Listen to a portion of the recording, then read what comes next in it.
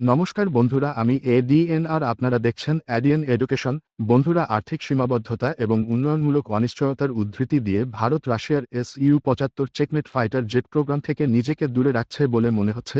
নাম প্রকাশ না করার শর্তে ভারতীয় বিমান বাহিনীর IAF একজন সিনিয়র আধিকারিক প্রকাশ করেছেন যে IAF সক্রিয়ভাবে SU-75 বিবেচনা করছে না। কারণ হিসেবে তিনি বলেন যে প্রাথমিকভাবে এটি ভারতের উপর যে উল্লেখযোগ্য আর্থিক বোঝা চাপবে। SU-75 চেকমেট রাশিয়ার সুখোই ডিজাইন ব্যুরো দ্বারা তৈরি একটি একক ইঞ্জিন স্টিলথ ফাইটার MAKS 2021 এয়ার শোতে উন্মোচন করা হয়েছিল। আমেরিকান F-35 এর প্রতিযোগী হিসেবে বিপণন করার সময় প্রকল্পটি দৃঢ় আদেশ এবং আর্থিক সমর্থন সুরক্ষিত করার ক্ষেত্রে চ্যালেঞ্জের সম্মুখীন হয়েছে। ঐতিহ্যবাহী ফাইটার জেট প্রোগ্রামের বিপরীতে, যেখানে স্বদেশের সরকার বেশিরভাগ উন্নয়নের জন্য অর্থায়ন করে, রাশিয়া SU-75 এর জন্য সম্ভাব্য রপ্তানি গ্রাহকদের কাছ থেকে যথেষ্ট বিনিয়োগ চাইছে। এটি ভারতের জন্য একটি উল্লেখযোগ্য আর্থিক ঝুঁকি উপস্থাপন করে, যা ইতিমধ্যেই তার নিজস্ব পঞ্চম প্রজন্মের fighter program advanced medium combat aircraft অ্যামকায়ে প্রচুর বিনিয়োগ করেছে।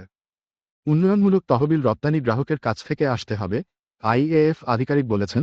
SU-75 ক্রয় করতে আগ্রহী যে কোনো দেশের জন্য বর্ধিত আর্থিক বোঝা পড়বে। এই পদ্ধতিটি অন্যান্য পঞ্চম প্রজন্মের যোদ্ধাদের উন্নয়ন থেকে উল্লেখযোগ্যভাবে আলাদা, যেমন F-35, যা মার্কিন সরকারের কাছ থেকে যথেষ্ট তহবিল পেয়েছিল। SU-75 এর সম্ভাবনাকে আরও জটিল করে তোলে রুশ বিমানবাহিনীর আগ্রহের অভাব। রোস্টেক সিইও সের্গেই চেমেজভ 2021 সালে স্বীকার করেছেন যে ফাইটারটি কোম্পানির নিজস্ব ঝুঁকিতে তৈরি করা হচ্ছে, বিদেশি ক্রেতাদের আকৃষ্ট করার উপর খুব বেশি নির্ভর করে।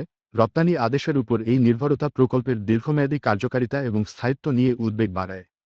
ভারত, সংযুক্ত আরব আমিরাত এবং ভিয়েতনামের মতো দেশগুলিকে লক্ষ্য করে প্রাথমিক বিপণন প্রচেষ্টা সত্ত্বেও SU-75 এখনও কোনো নিশ্চিত অর্ডার সুরক্ষিত করতে পারেনি। একটি দৃঢ় গ্রাহক বেস এই অভাব প্রকল্পের চারপাশে অনিশ্চয়তা যোগ করে। IAF আধিকারিকদের মন্তব্য থেকে বোঝা যায় যে ভারত তার নিজস্ব স্বদেশী ফাইটার জেট প্রোগ্রামকে অগ্রাধিকার দিচ্ছে এবং SU-75 চেকমেটের সাথে সম্পর্কিত আর্থিক ঝুঁকি নিতে রাজি নয়। রাশিয়ার কাছ থেকে কোন দৃঢ় প্রতিশ্রুতি এবং একটি অনিশ্চিত ভবিষ্যৎ ছাড়াই SU-75 আন্তর্জাতিক অংশীদারদের, বিশেষ করে যাদের নিজস্ব উন্নত ফাইটার জেট উচ্চাকাঙ্ক্ষা রয়েছে, তাদের সুরক্ষার জন্য একটি চড়া যুদ্ধের মুখোমুখি। তো বন্ধুরা, এই ছিল আজকের ভিডিও। ভালো লাগলে লাইক, শেয়ার, সাবস্ক্রাইব অবশ্যই করবেন। জয় হিন্দ।